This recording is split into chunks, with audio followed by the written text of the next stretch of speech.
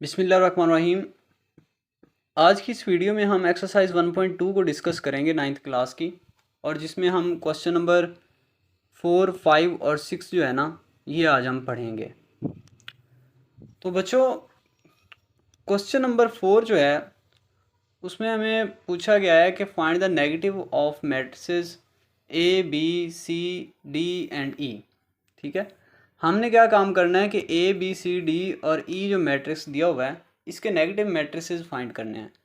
तो बच्चों, हमने नेगेटिव मैट्रिक्स की डेफिनेशन में पढ़ा था कि जब भी आपके पास कोई एक मैट्रिक्स दिया हुआ होता है तो उसका जो नेगेटिव मैट्रिक्स होगा उसके साथ एक माइनस आप लगाओगे। इसका मतलब है कि जो ए का नेगेटिव मैट्रिक्स है वो बेसिकली माइनस ए है। इसी तरीके से उसमें यह भी कहा गया था कि आपने क्या काम करना है, उसकी जितनी भी एंट्रीज होंगी सभी एंट्रीज का साइन चेंज कर देना। इसका मतलब है कि यहाँ पे अगर ये प्लस का 1 है तो जो इसका नेगेटिव मैट्रिक्स होगा उसमें -1 आएगा। अच्छा, ज़ीरो के साथ ना तो प्लस आता है ना माइनस आता है, सो ये इसको आप एज इट इज़ लिख दें। इसके बाद अगर माइनस का 1 है तो इसकी जब हम साइन चेंज करवाएंगे तो ये प्लस का 1 बन जाएगा। इसी तरीके से हम बी मैट्रिक्स की बात करते हैं तो बी मैट्रिक्स के अंदर इसका जो नेगेटिव मैट्रिक्स होगा वो -b होगा, और इसकी की तमाम एंट्रीज़ का साइन चेंज करवाना है। इसका मतलब है कि यहाँ पे अगर प्लस का 3 है तो यहाँ पे -3, यहाँ पे अगर माइनस का 1 है तो यहाँ पे प्लस का 1, और इसी तरीके से ये 2 और ये 1 प्लस के हैं तो इधर आके ये माइनस के लिखना है। तो इस तरीके से बच्चों आपने नेगेटिव मैट्रिक्स फाइंड करना होता है। सो क्वेश्चन नंबर 5 में देखें तो पूछा गया कि find the transpose of each of the following matrices. बच्चों, आपने यहाँ पे हर एक मैट्रिक्स के ट्रांसपोज बताने हैं। तो बच्चों, आपके पास जो भी एक मैट्रिक्स गिवन हो आपने क्या करना है, उसके रोज़ को या तो कॉलम्स में कन्वर्ट कर देना है या फिर आपने कॉलम्स को रोज़ में कन्वर्ट कर देना है, तो आपके पास ट्रांसपोज मैट्रिक्स आ जाएगा। फ़र्ज़ कर लो अगर आपके पास ये एक मैट्रिक्स ए है जिसमें elements A B C D E F G H I हैं, और अगर आप चाहते हैं कि इसका आप ट्रांसपोज लें तो जो ए का ट्रांसपोज होगा वो बेसिकली ए टी होगा, ऐसे करके लिखेंगे। और क्या करेंगे, इसकी रोज़ को उठा के, जैसे ये ए बी सी एक रो दी हुई है तो इसको उठा के आपने ऐसे कॉलम में लिख देना ए बी सी।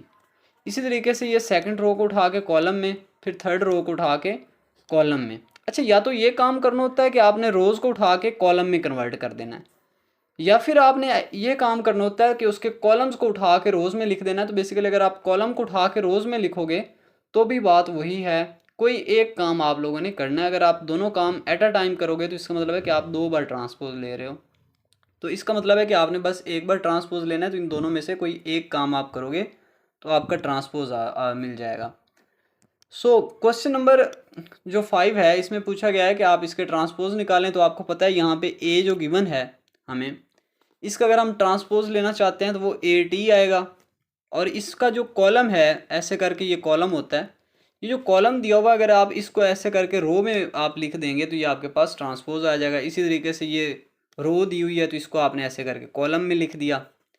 अच्छा, यहाँ पे देखें इसकी ये first row, second row, third row, आपने क्या किया, इसकी ये फर्स्ट कॉलम, सेकंड कॉलम और थर्ड कॉलम बना दिया। इस तरीके से बाकियों को भी आपने रोज़ को या तो कॉलम्स में कन्वर्ट कर देना या फिर कॉलम्स को रोज़ में कन्वर्ट कर देना, तो आपके पास ट्रांसपोज आ जाएगा। ओके, इसके बाद हम चलते हैं क्वेश्चन नंबर 6 की तरफ। तो क्वेश्चन नंबर 6 को देखते हैं ज़रा।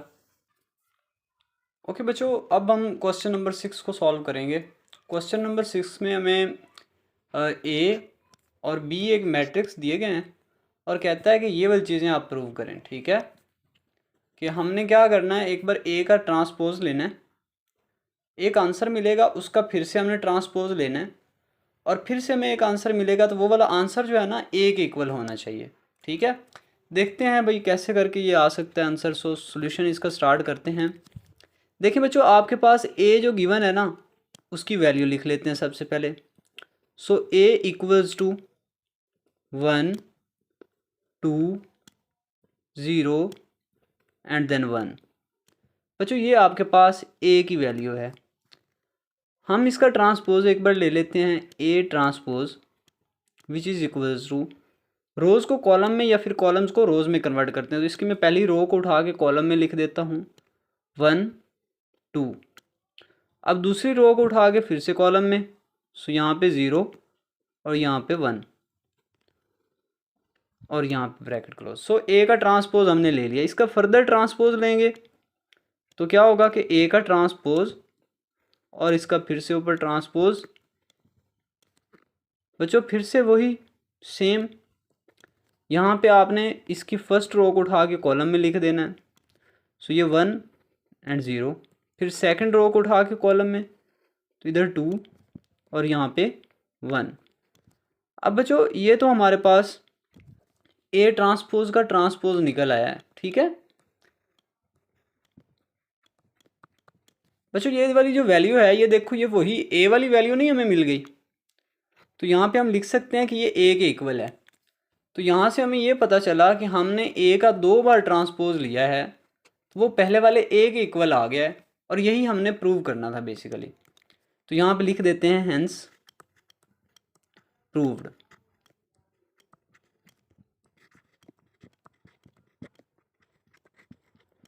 सो अब इसका पार्ट 2 स्टार्ट करते हैं। बच्चों पार्ट 2 में भी वही काम करना है हमने। हमें बी दिया हुआ है और हम क्या करेंगे, बी का 2 बार ट्रांसपोज लेके पहले वाले बी के इक्वल शो करेंगे। इसका मतलब ये होता है कि आपके पास अगर कोई भी एक मैट्रिक्स गिवन हो और उसका अगर आप 2 बार ट्रांसपोज लेते हैं तो वो पहले वाले बी के इक्वल ही आ जाएगा। आई एम सॉरी, यहाँ पे सिर्फ बी की वैल्यू लिखनी थी। सो बी किसके इक्वल है, बी है हमारे पास 1 1 2 एंड 0। ओके, इस बी का हम लेंगे ट्रांसपोज। सो बी का transpose which is equals to 1 1, इसको हम यहाँ पे ऐसे 1, फिर यहाँ पे एक 1, 2 0, यहाँ पे एक 2, यहाँ पे 0, और ये ब्रैकेट इसकी क्लोज। सो फर्दर इसका ट्रांसपोज हम लेंगे बी ट्रांसपोज, और इसका एक बार फिर से ट्रांसपोज लेंगे। तो बच्चों इस बार हम क्या करेंगे, ये जो 1 2 लिखा हुआ है पहली रो है, इसको कॉलम में लिख देंगे 1 एंड 2। दूसरी रो को भी इसी तरीके से कॉलम में 1 एंड 0। सो बच्चों ये जो आपको मैट्रिक्स मिला है, ये बेसिकली वही गिवन जो बी था वही आ चुका है, और हमने यही प्रूव करना था कि बी ट्रांसपोज का जो ट्रांसपोज है ये इक्वल होना चाहिए बी के, और हमने शो कर दिया। यहाँ पे लिख देते हैं हेंस प्रूव्ड।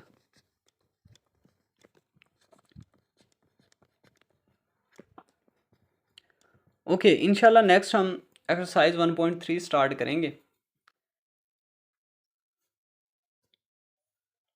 बच्चों चैनल को सब्सक्राइब कर लें ताकि आपके पास न्यू वीडियोस आती रहें, आपको नोटिफिकेशन मिलता रहे। और एक और बात बता दूं, अगर आप लोगों ने पूरे सिलेबस की वीडियोस निकालनी हो तो आप किसी भी चैनल पर जाकर उस चैनल को क्लिक करें। क्लिक करने के बाद वहाँ पे एक प्लेलिस्ट का ऑप्शन होता है, वीडियोस के साथ एक प्लेलिस्ट का ऑप्शन होता है, ठीक है। आप उस प्लेलिस्ट के ऊपर अगर आप क्लिक करेंगे तो वहाँ पे आपको नीचे ज़्यादा सारी प्लेलिस्ट मिलेंगी, और वहाँ पे आपके जो भी आपने सिलेबस के अकॉर्डिंग जिस भी क्लास का सिलेबस निकालना है उस पर क्लिक करेंगे तो उसके अंदर सारी वीडियोस पड़ी होंगी। कम अज़ कम मेरे जो चैनल है इसमें तो ऐसे ही है कि आप प्लेलिस्ट में जाएं, प्लेलिस्ट में जाके वहाँ पे आपको एक जो है ऑप्शन मिलेगा जिसमें 9th क्लास का सिलेबस वहाँ पे ऊपर लिखा होगा, और वहाँ पे आपने उसके ऊपर क्लिक करना है और आपको पूरी की पूरी वीडियोज़ वहाँ से मिल जाएंगी 1 बाय 1। तो आप अगर तरतीब से लेक्चर को देखेंगे तो आप लोगों के लिए ज़्यादा फ़ायदा होगा। थैंक यू, अल्लाह हाफिज़।